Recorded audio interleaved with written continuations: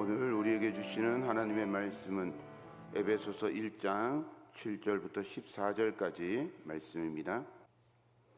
우리는 그리스도 안에서 그의 은혜의 풍성함을 따라 그의 피로 말미암아 속량 곧 죄사함을 받았느니라.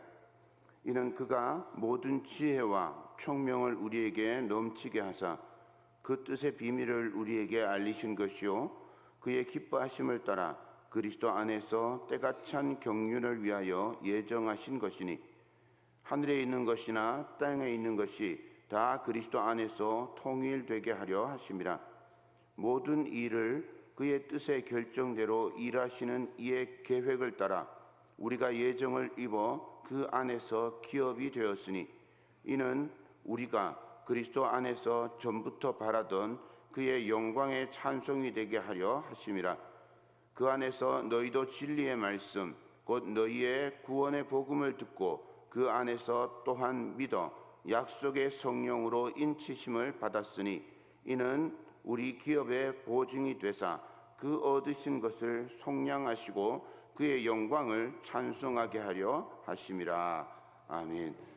주님의 은총이 함께하기를, 예수 그리스도의 사랑이 풍성하게 임하시기를, 또 성령님의 도우시는 손길을 경험하시는 저와 여러분 되기를 간절히 축복합니다. 오늘은 성령 삼위일체 주일입니다. 성령 강림절 후 첫 번째 주일을 삼위일체 주일이라고 부릅니다. 그래서 오늘은 삼위일체 하나님에 관해서 우리가 함께 생각해보고 은혜 받는 시간을 가지도록 하겠습니다. 성경에는 삼위일체라는 단어가 나오지 않습니다. 아시죠? 다 아실 거예요. 그런데 처음 들어보는 분들도 혹시 있을 겁니다. 성경에 삼위일체가 없다고? 그런데 우리는 맨날 삼위일체 하나님 얘기하는데? 이렇게 생각하실 분도 있을 거예요. 여호와의 증인이라고 하는 이단들이 이걸 가지고 꼬투리를 잡습니다. 삼위일체 교리가 성경에 나오지 않으니 교회의 가르침은 거짓이다 라고 이렇게 주장을 합니다. 그리고 이 삼위일체 교리라고 하는 게 교회가 정치적으로 다툼을 하면서 나온 그릇된 교리다 라고 그렇게 주장을 하기도 합니다. 삼위일체 교리는 성경에 나오지 않습니다. 이 말은 맞는 말이기도 하면서 또 틀린 말이기도 합니다. 자, 우리가 종종 교리라고 부르는 것들 중에 명시적으로 혹은 글자 그대로 성경에 기록되어 있는 것들이 좀 있습니다. 하지만 그렇게 기록되어 있지 않는 것도 있죠. 그러니까 삼위일체 교리가 글자 그대로 성경에 들어있지 않다라고 하는 말은 그런 의미에서는 맞는 말이에요. 그래서 이런 질문을 받으면 당황하죠. 표면적으로 이 겉으로 드러나기로 삼위일체라고 하는 이 단어, 그리고 이 삼위일체 교리는요, 주 325년에 니케아 공의회라고 하는 그 회의에서 놀랍게도 투표로 결정되었습니다. 나중에 주 381년에 콘스탄티노플 공의회라고 하는 데서 역시 놀랍게도 투표로 재결이 되었습니다. 자, 겉모습만 보면 사람들이 투표해서 정치적으로 결정한 것 맞네, 이렇게 생각할 수 있죠. 하지만 이것은 겉모습만 본 형식적인 사실입니다. 우리는 이런 질문을 해야 합니다. 왜 성경에도 없는 삼위일체라는 말을 만들었을까? 그렇죠? 이 초대교회 사람들이 얼마나 성경을 자세하게 연구하고 예수님이 그리스도 메시아인 것을 증명하기 위해서 노력했는지 몰라요. 생각해 보십시오. 자기 목숨이 걸렸어요. 여러분들 돈 100만 원이 걸린 일에도 정말 목숨을 걸고 나서잖아요. 탄약창을 이전해라, 결사, 항전, 저쪽에 어디 갔더니 무슨 폐기물 그 쓰레기 폐기물 매립장을 건설하는 걸 결사적으로 반대한다. 뭐 이렇게 얘기를 해요. 그러면 쓰레기 매립장이 들어오면 죽을 건가? 안 죽을 거란 말이죠. 그런데 결사 반대한다고 얘기를 하더라고요. 그런데 진짜로 초대교회 사람들은요, 이거 제대로 모르면 죽었어야 돼요. 왜냐하면 예수 믿는다고 하면 죽었단 말이에요. 사람들한테 예수 믿는다고 얘기하면 죽음을 당했어요. 그러니까 목숨을 걸고 예수를 믿어야 되는데, 이 예수님을 믿는 것이 얼마나 소중한지를 증명할 수 있어야 되잖아요. 그런데 성경에도 없는 삼위일체라는 말을 굳이 써가지고 헷갈리게 만들 이유가 뭐가 있겠냐는 거죠. 그런데 성경에도 없는 삼위일체를 썼으면 그 이유가 있다라는 걸 반대로 생각해 보아야 합니다. 사실 성경에 없는데 우리가 믿고 있는 그런 교리들이 좀 있습니다. 개신교의 입장에서는 무로부터의 창조, 우리 천지 만물은 무에서부터 창조되었다고 그렇게 믿잖아요. 근데 성경은 무로부터 창조를 이야기하고 있지 않아요. 창세기는 보면 땅이 혼돈하고 공허했다 그랬잖아요. 혼돈이라 그랬지 무라 그러지 않았어요. 뭐가 있었죠. 그런데 무로부터의 창조라는 교리가 있습니다. 예수님의 양성론, 예수님은 신성과 인성을 함께 가지고 있다. 이거 성경에 나와 있지 않아요. 원죄가 유전된다. 맞죠? 여러분들 원죄가 유전된다고 믿지 않습니까? 안 믿나요? 저는 믿거든요. 그런데 성경에 이게 없어요. 원죄가 유전된다는 말이 없습니다. 그런데 이거 우리는 교리로 믿고 있거든요. 반대로 연옥이나 예수님이 죽었을 때 지옥에 가셨다, 뭐 천사에 관한 교리 이런 것들을 또 인정하지 않아요. 삼위일체도 마찬가지입니다. 성경을 보니까 성부 하나님, 성자 예수님, 그리고 성령 하나님께서 함께 일하시는 모습을 성경에서 수시로 발견할 수 있어요. 때때로 함께 일하기도 하고 또 때때로 떨어져서 일하시는 모습을 발견합니다. 한 분처럼 혹은 세 분처럼 그렇게 보이는데 딱 한 분이다 혹은 딱 세 분이다 이렇게 규정하기가 어려운 거예요. 예수님께서도 마태복음 28장 19절에서 이렇게 명령하셨어요. 그러므로 너희는 가서 모든 민족을 제자로 삼아 아버지와 아들과 성령의 이름으로 세례를 베풀고 그랬어요.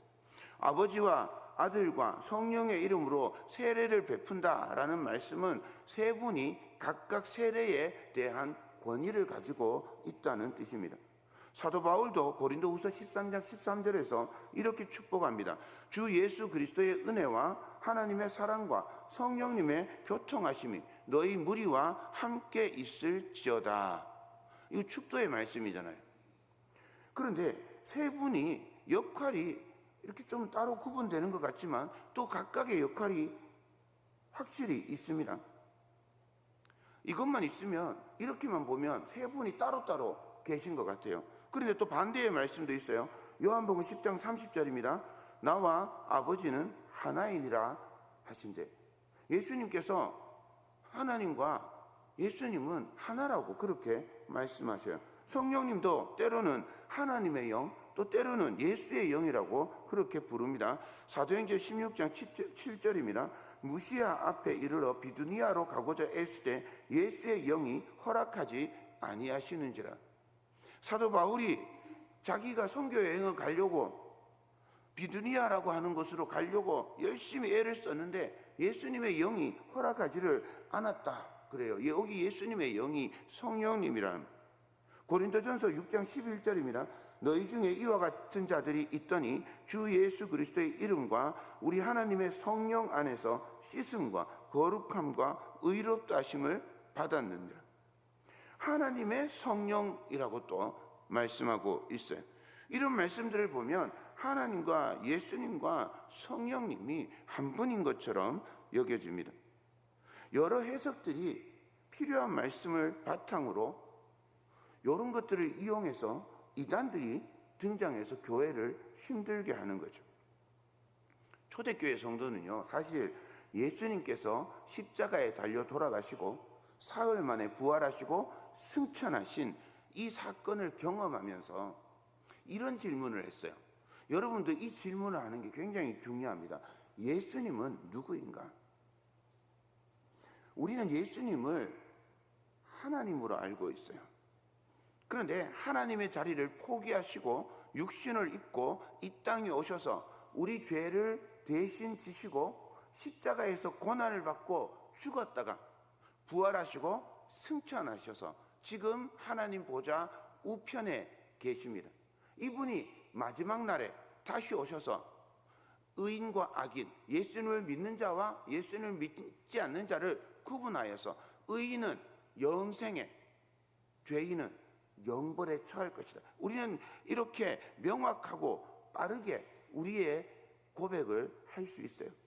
그런데 초대교회 성도들에게는 이게 정확하게 만들어져 있지 않아요. 이런 고백이 우리처럼 이렇게 명확하지 않아요. 성도들은 이 앞에 부분을 모릅니다. 그냥 예수님은 하나님의 나라를 회복하실 분으로 생각했어요. 그래서 메시아라고 따를 수 있는 이 예수라는 분을 쫓았어요.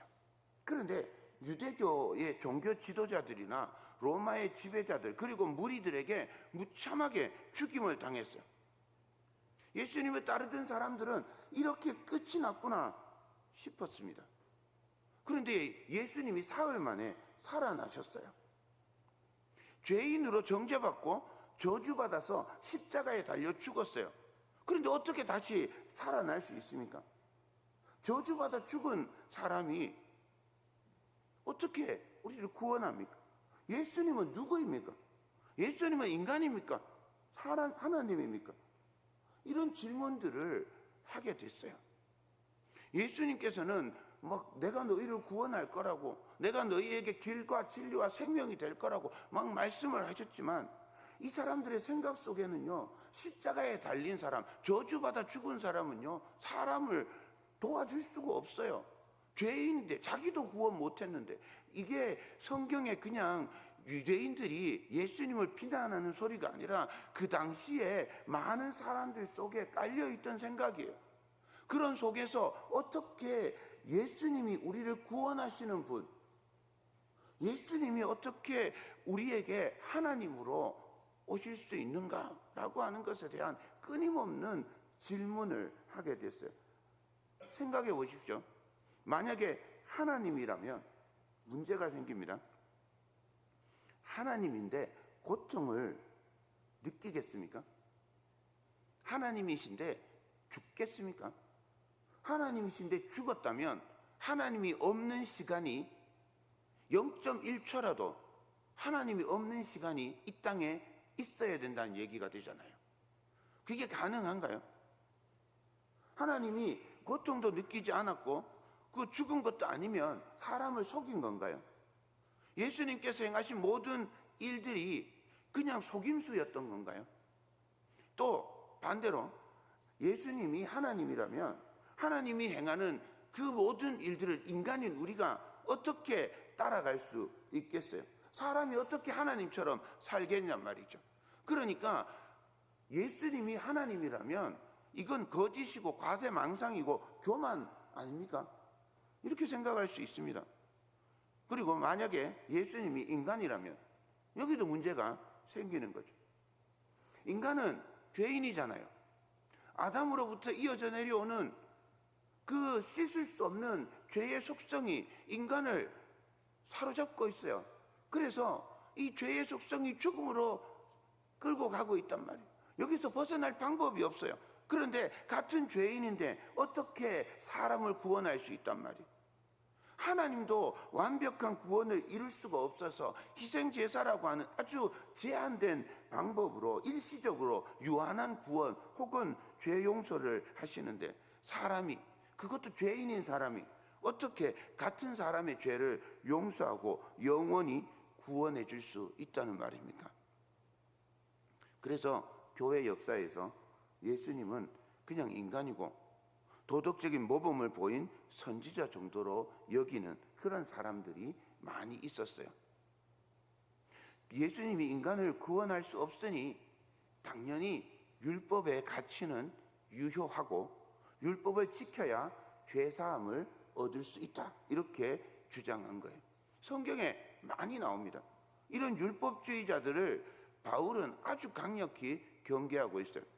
교회 역사에 이런 사람들을 에비온파라고 그렇게 불렀습니다. 또 한편으로 예수님은 하나님이시다 라고 그렇게 생각한다면 또 문제가 생기는 거예요.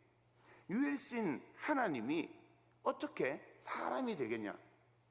어떻게 사람의 몸속에 들어올 수 있느냐? 사람의 몸속에 하나님이 들어오시면 이 추잡한 더러운 죄인인 사람의 영혼이 존재할 수 있을까? 소멸되는 거 아닐까? 혹은 하나님의 영혼에 흡수돼 버리는 건 아닐까? 별별 생각들을 다 하는 거예요. 그래서 예수님께서 환상처럼 인간의 모습으로 이 땅에 잠시 오셨다, 이렇게 주장하는 사람도 있고요. 예수님이 인간의 몸에 귀신 들린 것처럼 신내림한 것처럼 그렇게 잠시 성령이 임했다가 겟세마네 동산에서 기도하실 때 떠나가셨다. 그래서 십자가에 죽은 건 인간 예수고 하나님은 고통도 받지 않았고 죽임도 당하지 않았다, 이렇게 주장하는 사람들이 있어요. 이런 사람들을 영지주의라고, 가현설 이단이라고 그렇게 얘기합니다. 이런 어려움들이 있어요. 예수님이 누구인가를 설명하는데 이런 어려움이 있어요. 그래서 초대교회 성도들이 고민하는 중에 이 삼위일체라고 하는 용어를 사용하게 된 겁니다. 우리가 좀 전에 고백했던 사도신경에도 이 삼위일체라는 말이 명확하게 나오지 않습니다. 삼위 하나님에 대해서 쭉 고백을 하지만 삼위일체라고 하는 말이 나오지 않아요. 우리 장로교 신학 고백서에는 이렇게 고백하고 있습니다. 사람과 생명의 근원이신 삼위일체 하나님, 우리는 한 하나님이신 성부, 성자, 성령을 믿는다. 하나님 아버지께서는 그의 아들 예수 그리스도를 통하여 성령님의 조명과 능력으로 신구약 성경에 의해서 자기 자신을 계시하셨다. 이게 삼위일체 하나님에 대한 우리 장로교, 대한예수교 장로회의 신앙 고백서입니다. 아주 간단하게 나와 있죠. 자, 다음에 제가 설명을 드리는 걸 잘 들어보세요. 삼위일체를 아주 자주 사람들이 이렇게 설명을 합니다. 그런데 이건 틀린 설명이에요. 틀린 설명입니다. 들어보세요. 성경이 가르치는 성삼위일체는 성부 여호와 하나님과 성자 예수 그리스도, 성령 하나님이 같은 한 분이라는 말이다. 셋이 하나라는 성삼위일체의 개념은 물의 상태 변화 등을 통해 쉽게 이해할 수 있다. 액체인 물은 영하의 온도에서 고체인 얼음이 되고 100도씨 이상에서 기체인 수증기가 된다. 물, 얼음, 수증기는 각각 이름과 모양이 다르지만 구성 원소는 동일하다. 또한 1인 3역의 모노드라마를 생각해 볼 수 있다.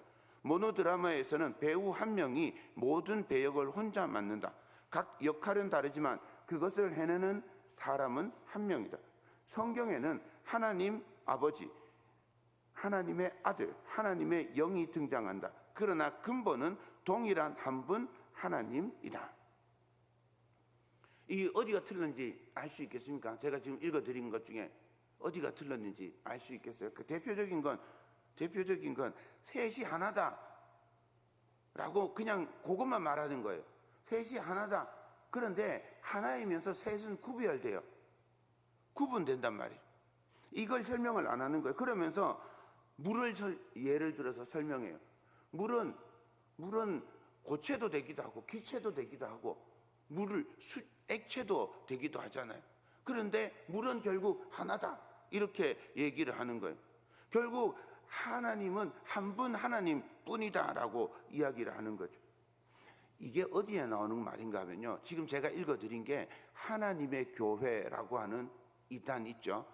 그 사람들이 그 인터넷 사전을 만들어 놨어요.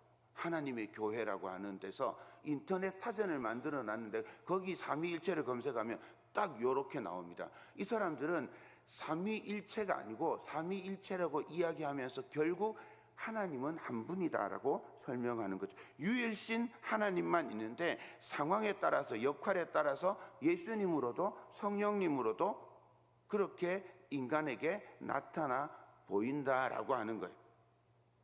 이 주장은 하나님이 사람의 몸으로 오면 사람이 하나님이 될 수 있다고 주장하게 만들어요. 그래서 하나님의 영이 사람에게 오면 안상홍이 하나님이 되는 거예요. 하나님의 영이 사람에게 오면 장길자가 하나님이 되는 거예요. 삼위일체가 아니라 이 사람들은 무위일체예요. 무한한 자리가 하나님 하나라는 그런 말이죠. 이단입니다. 그럼 어떻게 설명해야 될까요? 예수님이 하나님이신데 하나님과 똑같은 분은 아닌 거예요. 동시에 예수님은 우리와 같은 참 인간이셔요.